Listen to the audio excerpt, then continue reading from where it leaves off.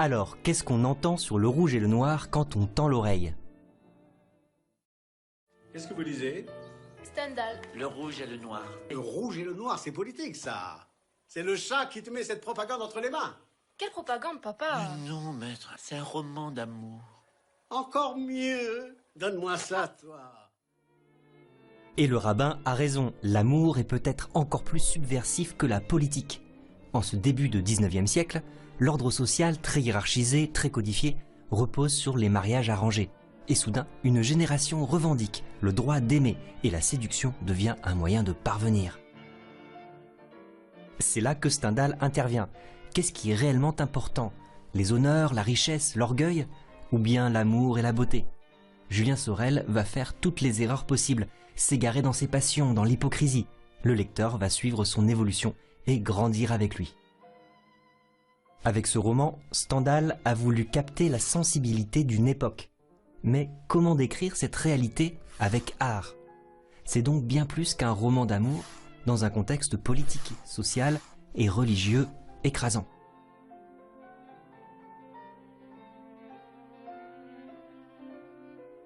On peut y voir un roman subversif, où le narrateur malicieux explore des points de vue variés, où l'opinion publique et les intérêts particuliers manipulent le théâtre des apparences.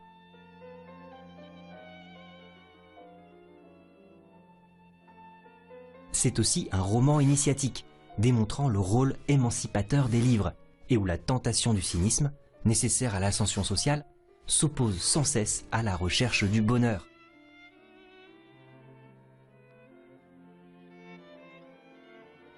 On y trouve aussi le meilleur du roman psychologique. Les personnages ont des motivations cachées, souvent inconciliables. Passion, héroïsme, attrait pour la beauté, interrogation sur le sens de la vie et de la mort.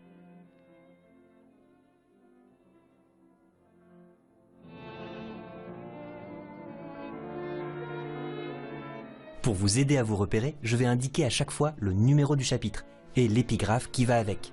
Mais il ne faut pas s'y tromper, elles sont apocryphes, c'est-à-dire que leur authenticité n'est pas établie. On devine même que c'est Stendhal lui-même qui les invente la plupart du temps. Sous une apparence quasi scientifique, les épigraphes ont une fonction ludique. Elles permettent des jeux de masques aux romanciers. Qui peut prendre la parole sans en avoir l'air? L'épigraphe doit augmenter la sensation, l'émotion du lecteur, et non pas présenter un jugement philosophique sur la situation.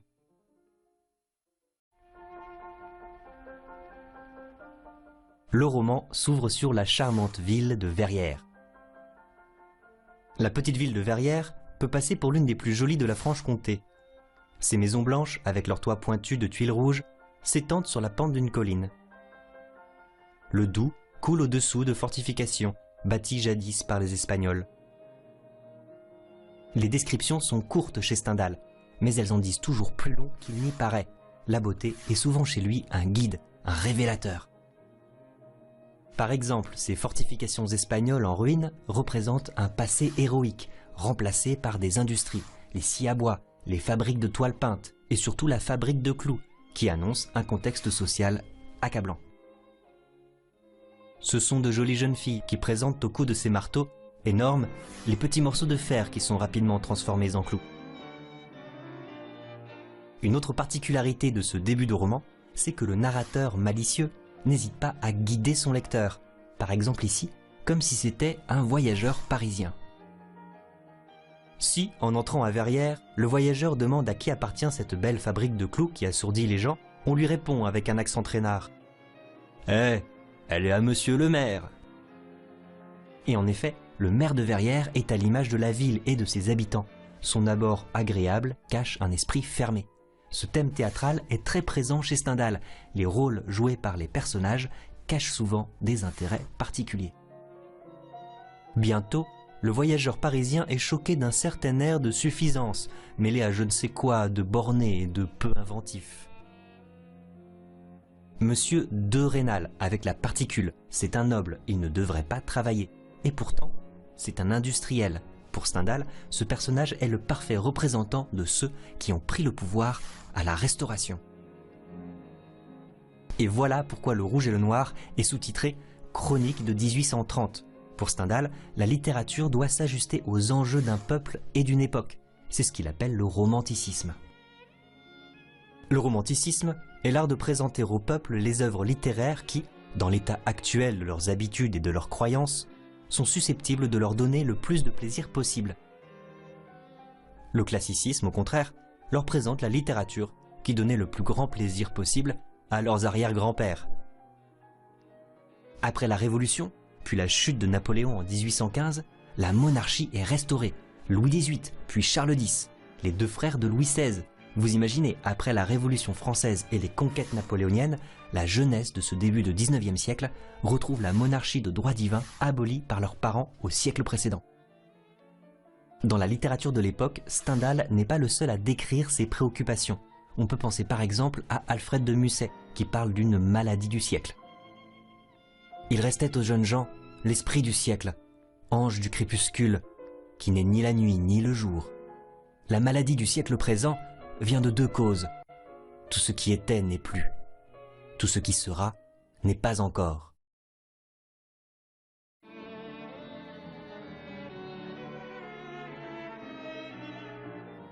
Monsieur de Rênal a fait aménager la promenade publique de Verrières, renommée officiellement Cours de la Fidélité.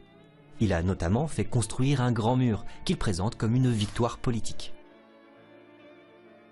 Malgré l'opposition du conseil municipal, il a élargi la promenade de plus de 6 pieds. Quoiqu'il soit ultra et moi libéral, je l'en loue.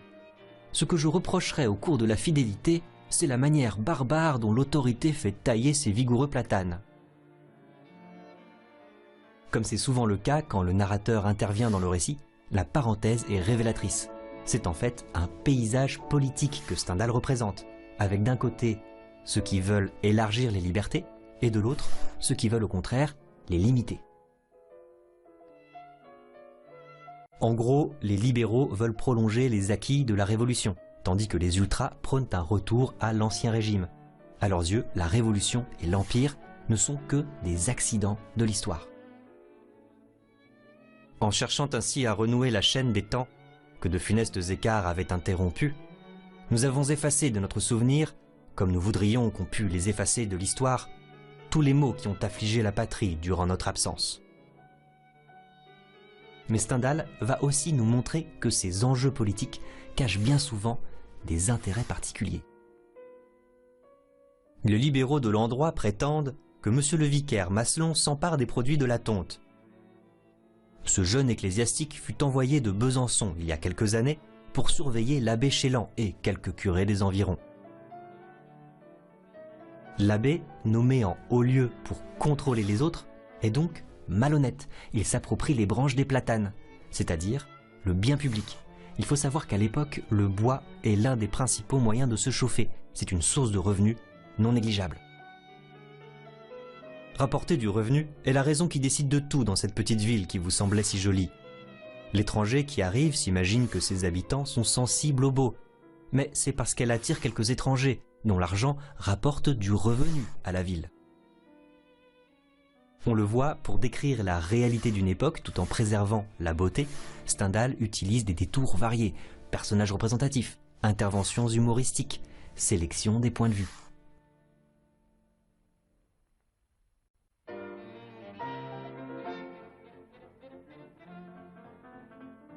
Par un beau jour d'automne, monsieur de Rênal se promène avec sa femme le long du cours de la Fidélité. Il est très en colère contre un certain abbé Chélan. Un rapide retour en arrière permet au lecteur de se faire une idée de ce personnage. Le curé de Verrières, vieillard de 80 ans, mais qui devait à l'air vif de ces montagnes une santé et un caractère de fer, avait le droit de visiter à toute heure la prison, l'hôpital et même le dépôt de mendicité. Le dépôt de mendicité, c'est le lieu où sont enfermés les vagabonds et les mendiants. En ce début de 19e siècle, ce sont des délits punis par la loi. Un inspecteur, M. Appert, est venu de Paris pour contrôler le dépôt de mendicité de Verrières. Il est d'ailleurs bien nommé puisqu'il doit rendre visible ce qui est caché. Avec l'abbé Chélan, il se heurte au geôlier. « Monsieur le curé, j'ai l'ordre de monsieur le préfet de ne pas admettre monsieur Appert dans la prison. Si je suis dénoncé, on me destituera. » Le directeur du dépôt de mendicité, M. Valenod, et le maire lui-même viennent réprimander l'abbé Chélan. « Eh bien, messieurs, je serai le 3e curé de 80 ans d'âge que l'on destituera dans ce voisinage. Quel mal cet homme venu de Paris peut-il faire à nos pauvres ?» Maintenant qu'on comprend mieux la colère de M. de Rênal contre M. Chélan, retour à sa conversation avec sa femme, mais décidément, elle ne le comprend pas. « Mais quel tort peut vous faire ce monsieur de Paris, puisque vous administrez le bien des pauvres avec la plus scrupuleuse probité ? Il ne vient que pour déverser le blâme dans les journaux du libéralisme. Non, je ne pardonnerai jamais au curé. » Soudain, Madame de Rênal pousse un cri. L'un de ses fils est monté sur le mur de la promenade. C'est symbolique. Face à ce contexte écrasant, la nouvelle génération surmonte les obstacles. L'inertie s'oppose à l'énergie. Sans systématiser, Stendhal joue avec des antagonismes fondamentaux. L'enfant qui riait de sa prouesse, ayant regardé sa mère, vit sa pâleur, sauta sur la promenade et accourut à elle. Il fut bien grondé. Monsieur de Rênal change alors de sujet. Il veut engager le fils Sorel comme précepteur. J'avais quelques doutes sur sa moralité, car il était le protégé de ce vieux chirurgien qui a suivi Buonaparte en Italie, et même signé non pour l'Empire. Mais ce Sorel étudie la théologie, il n'est donc pas libéral, il est latiniste. À une époque où la messe est en latin et l'Église associée à la monarchie, M. de Rênal imagine que les latinistes sont plutôt royalistes. De même, pour un aristocrate comme lui, Napoléon était un usurpateur étranger, d'où la prononciation à l'italienne. Mais il y a pire encore que d'être bonapartiste, avoir dit non à l'Empire, il voulait donc une république. Mais ce qui importe le plus à M. de Rênal, c'est surtout le prestige. Tous ces marchands de toile me porteront envie. Eh bien, j'aime assez qu'ils voient passer mes enfants à la promenade sous la conduite de leur précepteur. Madame de Rênal est bien éloignée de ses soucis d'apparence. Ni la coquetterie, ni l'affectation n'avaient jamais approché de ce cœur. Monsieur Valenod, le directeur du dépôt, passait pour lui avoir fait la cour, mais sans succès, ce qui avait jeté un éclat singulier sur sa vertu. C'était une âme naïve qui jamais ne s'était élevée jusqu'à juger son mari et à s'avouer qu'il l'ennuyait. Souvent, de petites remarques comme celle-ci laissent déjà supposer la suite du récit. L'ennui de Madame de Rênal pourrait la pousser à l'adultère. Pour ceux qui aiment bien les figures de style, on appelle ça une prolepse.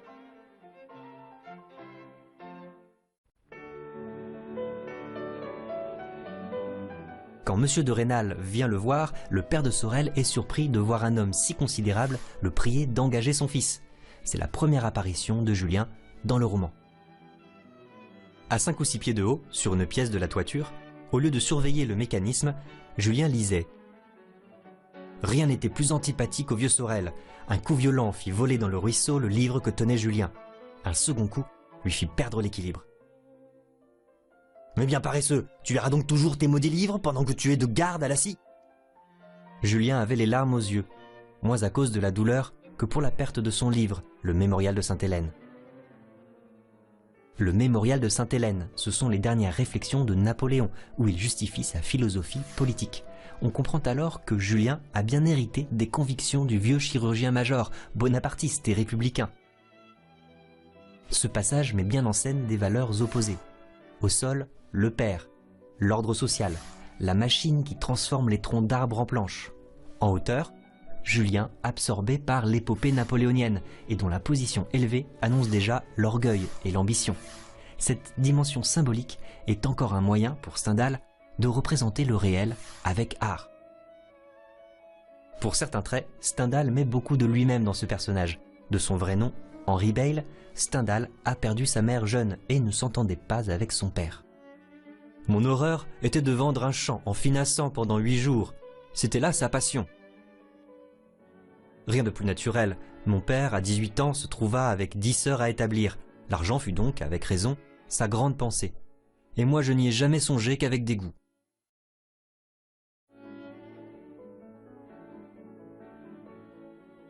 Quand Julien apprend qu'il est engagé comme précepteur chez Monsieur de Rênal, son orgueil se révolte. Pas question de devenir domestique. Plutôt mourir, Je me sauve cette nuit, en 2 jours je suis à Besançon, là je m'engage comme soldat. L'ascension sociale de Julien accompagne son évolution psychologique et oppose sans cesse l'ambition et la recherche du bonheur. Et c'est en cela qu'on peut dire que Le Rouge et le Noir est un roman initiatique. Il est révélateur que Julien songe à devenir soldat, avant même ses premiers pas dans le monde. Souvent, Stendhal ouvre comme ça le champ des possibles. On peut garder cet axe si on veut creuser la complexité du roman stendhalien. Avec le recueil des bulletins de la Grande Armée et le mémorial de Sainte-Hélène, les Confessions de Rousseau étaient le seul livre à l'aide duquel son imagination se figurait le monde. Il se serait fait tuer pour ces 3 ouvrages. Jamais il ne crut en aucun autre. Le narrateur se moque de son personnage, qui ne voit le monde qu'à travers 3 livres, et finalement 2 modèles, Napoléon et Rousseau, lui aussi de basse extraction, devenu précepteur dans une famille noble. Mais Julien connaît aussi d'autres ouvrages plus utiles à son avancement. Il avait appris par cœur le Nouveau Testament en latin. Il savait aussi le livre du pape de Monsieur de Maistre, et croyait à l'un aussi peu qu'à l'autre. Joseph de Maistre, c'est le philosophe anti-révolutionnaire par excellence. Sur la ligne des ultras, il défend avant tout l'autorité du pape. La Révolution française est satanique dans son essence. Mais ce n'est pour la noblesse qu'une éclipse. Elle reprendra sa place. La rage anti-religieuse du dernier siècle s'était tournée surtout contre le Saint-Siège, sans lequel tout l'édifice du christianisme est miné. Tout ce chapitre montre que l'hypocrisie de Julien est en fait le fruit d'une longue évolution. L'exemple du juge de paix menacé par l'abbé Maslon fait tomber toutes ses illusions. Une idée s'empara de lui avec la toute-puissance de la première idée qu'une âme passionnée croit avoir inventée. Quand Bonaparte fit parler de lui, le mérite militaire était nécessaire. Aujourd'hui, ce juge de paix si honnête se déshonore par crainte de déplaire à un jeune vicaire. Il faut être prêtre. L'abbé Maslon appartient à la Congrégation, une société religieuse au service du gouvernement. L'ordre politique a changé. La carrière religieuse offre désormais de meilleures perspectives que la carrière militaire. C'est une idée qui revient souvent dans Le Rouge et le Noir, mais est-ce que Stendhal est sérieux quand il en fait la clé ultime de ce titre? Le rouge signifie que, venu plus tôt, Julien eût été soldat. Mais à l'époque où il est vécu, il fut forcé de prendre la soutane, de là le noir. Il était clair que notre ingénieux confrère se moquait de nous. Julien décide de cacher ses convictions et de devenir prêtre puis grand vicaire. Mais il fait un dernier faux pas. À un dîner de prêtres où le bon abbé Chélan l'avait présenté comme un prodige d'instruction. Julien fut trahi par une irruption soudaine du feu qui dévorait son âme. Il loua Napoléon avec fureur. Le père Sorel négocie les conditions d'engagement de Julien. Il lui obtient de meilleurs gages, un habit neuf, et il pourra manger sans les domestiques. Avant de prendre son poste chez Monsieur de Rênal, Julien décide de se rendre à l'église pour donner une certaine apparence à sa piété. Sur le prie-dieu, il remarque un morceau de papier. Il y porta les yeux et vit. Détail de l'exécution de Louis Jeanrel, exécuté à Besançon. Pauvre malheureux, son nom finit comme le mien. En sortant, Julien crut voir du sang près du bénitier. Le reflet des rideaux rouges la faisait paraître du sang. Cette petite anecdote, étrangement prémonitoire, est invraisemblable. Louis Jeanrel, c'est même l'anagramme de Julien Sorel. Et paradoxalement, c'est aussi un clin d'œil à la genèse particulièrement réaliste du roman, car pour écrire Le Rouge et le Noir, Stendhal s'inspire d'un fait divers. Antoine Berthet, né d'artisan pauvre et d'une intelligence supérieure à sa position, entra au petit séminaire de Grenoble. À la pressante sollicitation de son protecteur, le curé de Brangue, il fut reçu par M. Michoud, qui lui confia l'éducation de ses enfants. Stendhal assume cet emprunt comme une méthode d'écriture qui lui permet de donner de l'importance non pas aux faits eux-mêmes, mais à leur portée. Je ne puis mettre de haute portée ou d'esprit. Focus, mec.